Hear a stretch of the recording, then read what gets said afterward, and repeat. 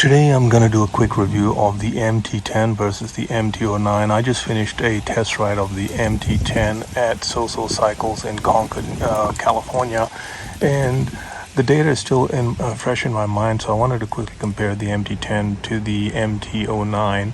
Firstly, the MT10, the best thing about it is the engine, the R1, a cross-plane 1000cc plus engine. It's just absolutely fantastic. I did it. I rode it in all modes, A, B, C, D. Actually, it's got 4 modes. I rode an A, B, C, and the engine is just amazing. It's so buttery smooth compared to my Ducati, leader bike. The engine is more smoother, more very, very refined. Riding the Ducati is kind of like riding a wild horse, right? But the MT09, it's similar to my Gixxer 1000, very smooth, but it's still got that unique cross-plane sound.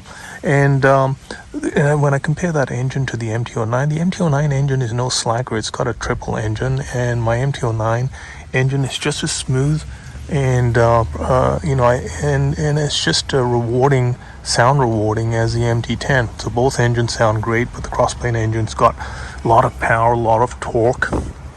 And I don't think the MT09 engine is any a slacker as well. And then the MT10 feels slightly heavier than the MT09. It's just a little bit of a bigger bike. It feels a little bit more heavier, and it's definitely based off the R1 chassis, right? And then it just rides really smooth. It's got lots of power, lots of torque. And it sounds really, really good, and it was very comfortable in the cockpit. One key thing that I liked about the MT10 is got a cruise control. So the MT09 does not have a cruise control, but the MT10 has a cruise control. And although the screen is the same, the TFT displays from the R1, it doesn't look, people say it's small, but it doesn't feel small. It was quite legible. Information was great. It was easy to see. The fit and finish of the MT10 was just as good as my MT09.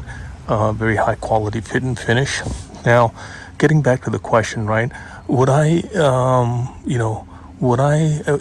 I was thinking of upgrading and getting rid of my MT09 and getting the MT10, but I think after riding it, I think I'll probably keep my MT09, because if I was even brand new getting the MT09 or the MT10, I'd probably get the MT09 because it's $4,500 cheaper. And the MT09 is, I think, a slightly better handler because it's lightweight and the power to weight ratio is amazing. And this triple engine is just spectacular, right? There's nothing like a triple engine. And it's rare, right? The triples are rare. Inline 4 is more common. So, if I was, making a choice of, now that I've ridden both bikes, would I get the MT10 or would I get the MT09?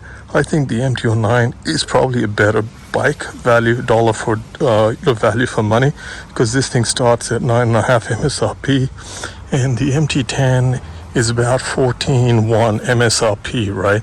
So I think, I think the MT09 price, considering price and considering value for money, I think the MT09 is a better bike. So I would definitely pick the MT09 over the MT10, because this thing, you get the performance, similar performance to a liter bike, and it's more of a torquey. This engine is probably more torquey than the cross-plane engine, the inline 4.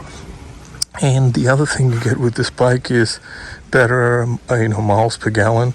You get about 50 to 55 miles per gallon on this bike. And the MT10, you're probably only going to get about like 38, 39 miles an hour MPG. So anyway, those are my quick thoughts. The MT10 is a great bike, but considering they have the MT09 available, I think the MT09 is a better bike. So those are my thoughts. Stay tuned for more videos, and do like and subscribe. Cheers.